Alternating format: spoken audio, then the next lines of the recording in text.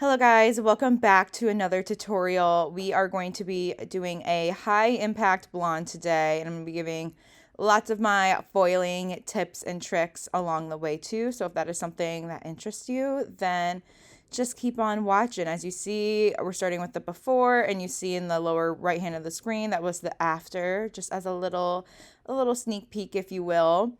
So if this is not your first tutorial, you're not going to be surprised to hear me say I am starting off with a Mohawk placement. Mohawks used to intimidate the snot out of me in beauty school, but when the color is placed the right way, it actually is my preferred method of sectioning. It's funny how your gears shift like throughout your career. Normally when I'm doing more like dimensional, really low key placements, when it just makes sense to do like T partings, I have to like kind of like coach myself through it. But anyway, yeah, we are doing the full high impact baby lighting.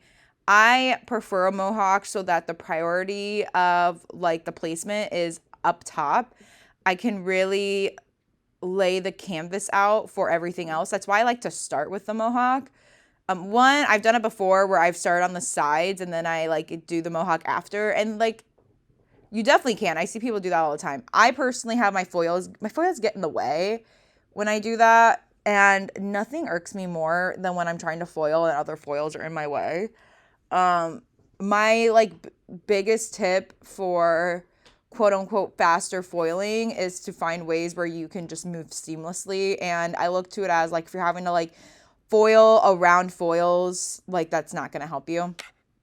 That's just going to like hold you up. So I prefer personally, I think it's probably just with how I place color, because I feel like whenever I see other people do it, they don't have this issue. I just prefer to start off in the Mohawk for that very reason. Plus, like I said, I feel like because I'm putting with high impact colors, I am putting the bulk of my placement up top. I feel like this helps me set the tone. This is where I'm building the foundation at. And so then I can then dictate on the sides and the back where I want to put the dimension at, how much dimension do I want to put. I like to, when I'm doing longer, more extensive hair processes like extensions or big coloring projects, I do like to start with the area that's going to take me the longest amount of time. I just have the most like creative and mental energy for that. And again, I kind of look to it as like that builds my foundation, and I'm able to like creatively place my dimension then from there. And I feel like I don't have to have as much like mental and creative energy then when I'm like building the dimension out in other spots, but that's just my personal preference. And that's again going to be another foiling tip I have for you too, is figure that out for yourself. Where do you like to have the most mental energy for? And that's going to change project to project. Sometimes when I'm doing fulls, I choose to start in the back, and maybe that's because I have like a lot of coverage I need to build out in the back. We do fulls on her pretty frequently, so really I needed to just kind of follow the guide that I already kind of had for myself, and I tipped out her ends too, which we'll obviously get to that later on. But yeah, what I normally do for my highlighting placements like this, so this is a client that we do different types of blonde placements on her, but right now we've been doing pretty high impact. She likes the foils all the way up to the root right now.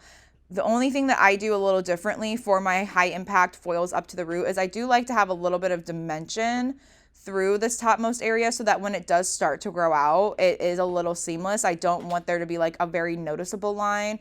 Now, most of my foils that are all the way up to the root, they're typically coming back anywhere from like 8 to 12 weeks, depending on how their hair is growing out. So, if it's not like the world's most softest thing, it's normally not that big of a deal. Like this client I have in particular, she's been starting to come back in more 8 weeks so that she can kind of maintenance her roots a little bit more.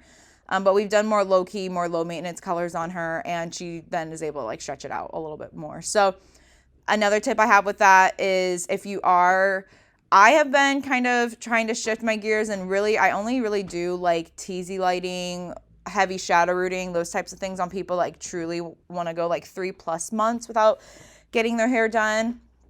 I feel like again, going back into like how you place your foils, I feel like with this foil placement that I have now, I'm able to have it start off where it starts high impact, like what the end result's going to be here, but with that little skiver of dimension that I leave out in the Mohawk area, it helps that when it starts to grow out, it kind of grows out like a shadow root. And so when they do come back in, they're like, I mean, yeah, I see that my roots are grown out, but like it's still soft, you know. I just like to see my highlights all the way up, you know. So it still is like their choice of how often they want to come back in. Now, within reason, like highlights are only going to grow out so soft realistically compared to like a teasy light, but you know, that's just kind of how it is. But then what I like to do is where I'm foiling at right now, where you see is I start to kind of like place less dimension in between. So I start off with the most dimension in the back part of the Mohawk where I first initially start. And then as I approach, normally my guide is like after I pass the apex part of the head, I then kind of start to slowly but surely add less and less and less dimension until I'm to the money piece. And then you see me doing the money piece now, and I'll get into like that placement that I'm doing with that later with my foiling. But then, yeah, I do my money piece, and then I go back into traditional highlighting, but then again with like the least amount of dimension until I meet whatever I was at in the back part of the head. And normally my guide is that I just kind of work along the back of the head until I can't reach anymore, and then I start in the money piece, and then I meet up to what I previously did is typically how I do it. Now, my typical guide, I bring my Mohawks back a little further than probably what most people do. I typically like to go, when I'm doing my sectioning, I normally like to place my Mohawk beyond the apex of the head. So it kind of starts off in like the top back part of the head. And I do that for a couple different reasons. One, I feel like everyone always has some type of like swirl situation in the crown part of their head. And I want to have the high impact blonding, and I want to have that Mohawk placement. I want that to be covered with it.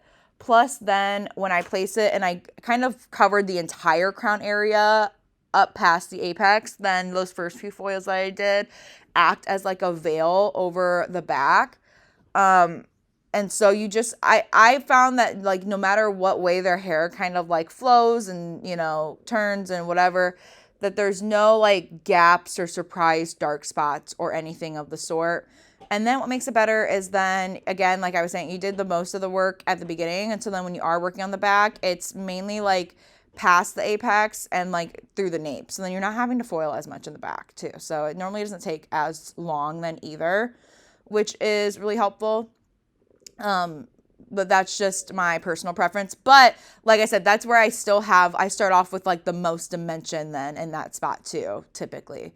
So that still it all like looks fairly fluid since there is typically more dimension in the back than there is in the front with placements like these. And I think that's my other like biggest tip for these more like highlighted. I get a lot of tips, or I get a lot of questions about how I do my high impact blonding that like still looks like natural to the head.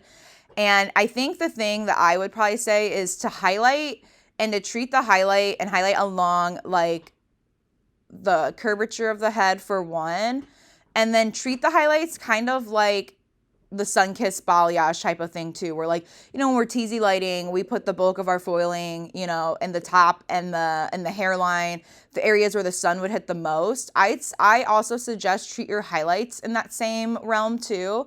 And that's going to have it where they have both benefits to them. And they can kind of like have their cake and eat it too, if you will, where they get that high impact blonding, but it grows out and it looks still so like natural to them. And it just, again, like I keep saying, just looks, it's high impact, but really soft all at the same time, basically. And I think that that's something that like the creative highlighting placement is something that can set you apart from like one blonding specialist to the other, is that you're not just like slapping a million foils in someone's head. I feel like I started doing hair in 2017, and back then that was definitely when like all the gray blonde, the silver blonde was popular. And then I think that then just because the lived in placement was so popular too, I feel like, but then people were shadow rooting as well. I feel like it was something where, at least with me, like how I was learning things, I was just like taught to like foil fit as much foils as you can in the head, and then just shadow root it later to like soften it. And like, you know, depending on the overall look, there is a time and a place for that, but like people want the colors to like look soft and flatter their features and, you know, look like it's naturally meant to be on their head still too. So thankfully I've learned to, you know, shift that gear. And so that's kind of what I'm here to teach you to do too. So working on with the sides now, I treat the side part of the hairline. I typically do really similar money piece placement as I do at the top. The only thing that I do is probably less slicing. I do a little bit more weaving just because I feel like that kind of helps it to look a little softer. So my typical money piece standard is I start off the first foil or two right along the hairline at the top and the sides of the money piece. They're all always going to be weaves. And the reason why is because the hairline's always a little broken up. It's obviously not like a perfect straight line. So I feel like it just helps it look the most natural. I feel like it looks a little harsh when you start off with a slice right away. And it's just kind of honestly hard to foil because again, like I said, like I have very few clients that have like perfectly straight hairlines.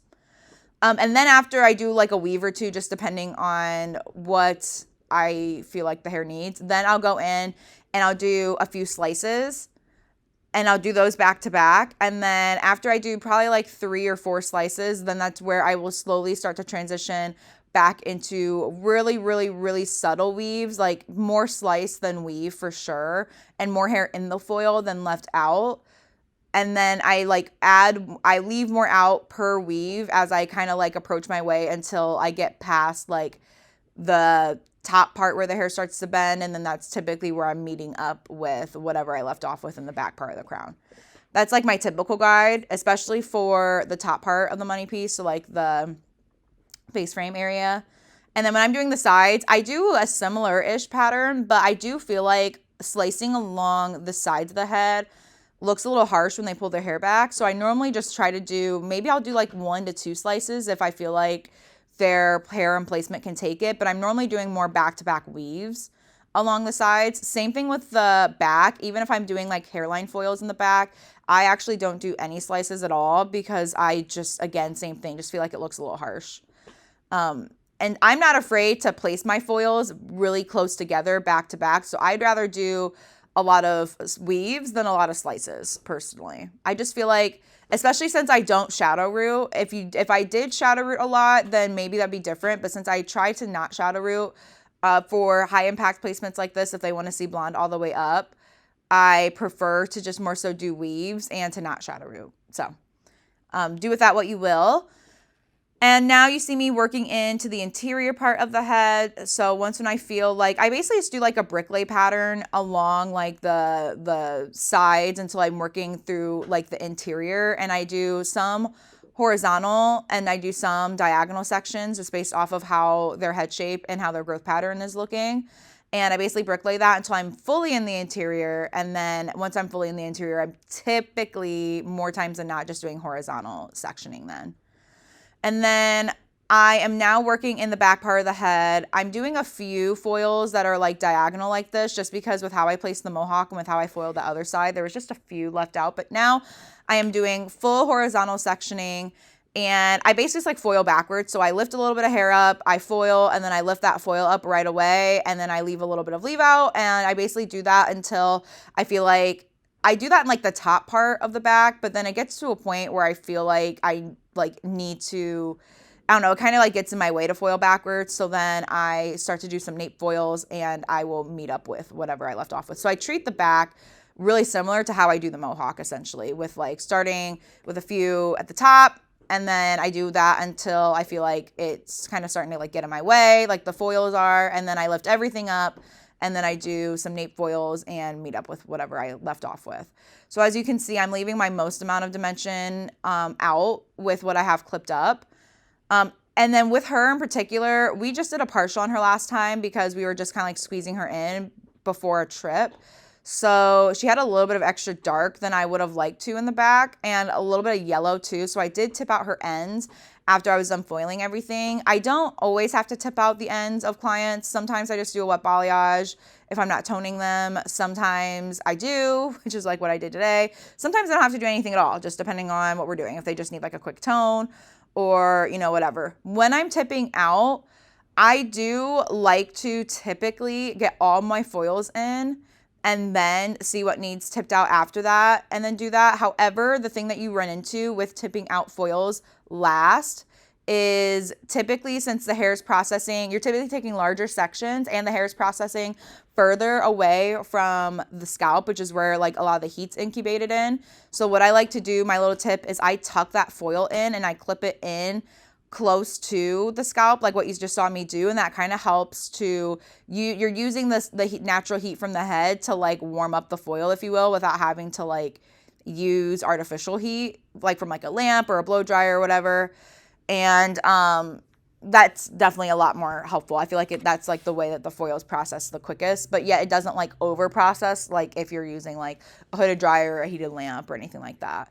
And basically what I do whenever I'm tipping out the ends is I just kind of go through, see where the extra dark spots are. I typically like to weave it just a little bit just to make sure it's not going to be too harsh, because we want our ends to be fairly blonde, but we don't, want them to be like solid and harsh. That's what we're trying to prevent.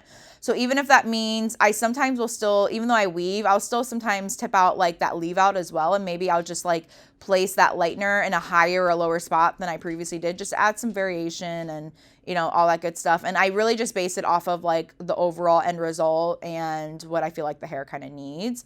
And then a saturation tip I have, if you don't see me doing it, is I like to place a little bit of lightener on the foil first before I lay the hair down on the foil. And that kind of helps to start with saturating the underneath part a little bit. This client of mine does have pretty thick hair, so even though I'm still weaving out quite a bit, there is still quite a bit of hair that I am trying to foil here. So that just helps with saturation. And that's like a really important part, especially when you're tipping things out towards the end of the foiling process. I want everything to process at the same time. But I also too need these ends to get to the same like pale yellow that I know her roots are going to process as.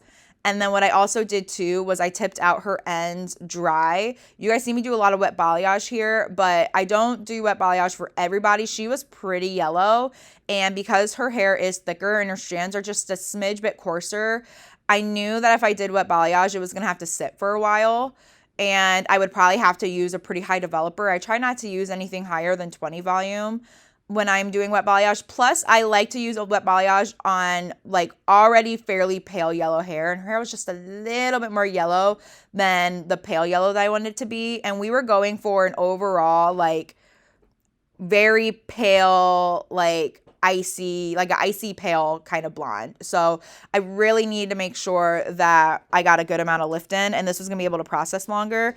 And I've done her hair for years, so I knew her hair could handle it. Her hair is very healthy, long, and thick. So like I said, don't do this for everyone. Only do it on those that I feel like their hair can handle it. My fine hair clients, never, basically. So I'm pulling everything out. You see me using my brush too. I like to kind of, especially when I have some teasy lights in there, I like to kind of brush out while I'm pulling things out too. It just helps me to be a little bit more organized and everything. Plus it helps me to check my foil work to make sure, okay, am I for sure good without a root tap? Yes, no, maybe so. It helps me really be able to see, okay, how did the hair truly lift if I do need to do wet balayage on top of it, or if there's anything that I need to tweak. Plus, then it helps I'm not doing as much brushing out then at the bowl then too. Everything is all done. I love this end result. I hope you guys enjoyed, and I will see you guys in the next video. Bye.